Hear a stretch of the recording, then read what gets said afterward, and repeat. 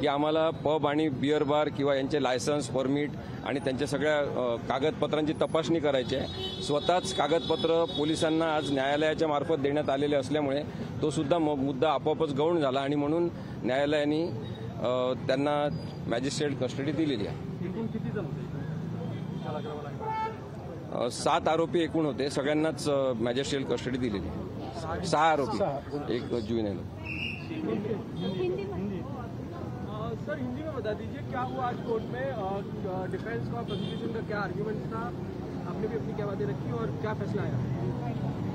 नहीं, मैं जो कोर्ट में हुआ है वो बता रहा हूँ। आज हमने इंटरवेनर की तरफ से कुछ भी बात नहीं कही, लेकिन इतना ही हमने कहा है कि जो उसके साथ बाकी लड़के पब में थे, दारू पी रहे थे, उनके नाम अभी तक नहीं आए हैं सामने, और वो कौन से स्कूल से थे, कौन सी परीक्षा उन्होंने देने के बाद ये पार्टी आयोजित की थी, इसका भी कुछ जिक्र पुलिस ने अभी तक नहीं किया है। वो इन्वेस्टिगेशन में आना चाहिए था। दूसरी बात, जो आरोपी सब है उनके तरफ से युक्तिवाद पहले ही पुराना जो है वही किया गया, क्योंकि पुलिस के पास कोई नए ग्राउंड नहीं थे पीसीआर मांगने के लिए। उन्होंने कहा था कि ड्राइवर को आज अरेस्ट किया है इसलिए हमें पीसीआर चाहिए, पीसीआर जब्त किया इसलिए हमें उसका इन्वेस्टिगेशन या एनालिसिस करना है, उसके लिए पीसीआर चाहिए।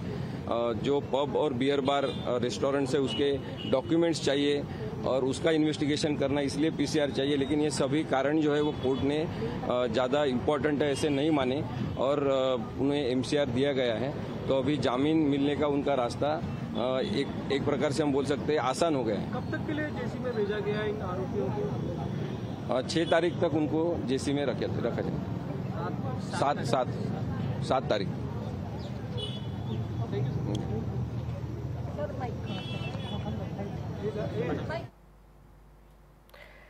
तर बार मालकांनाही 14 दिवसांची कोठडी सुनावण्यात आली आहे।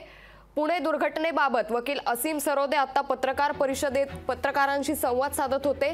तर पुणे हिट अँड रन प्रकरणातील आरोपीच्या वडिलांना पोलीस कोठडी सुनावण्यात आली आहे। विशाल अग्रवाल यांना 14 दिवसांची पोलीस कोठडी सुनावण्यात आली आहे। लोकशाही मराठी ऐका, पहा, जागरूक रहा।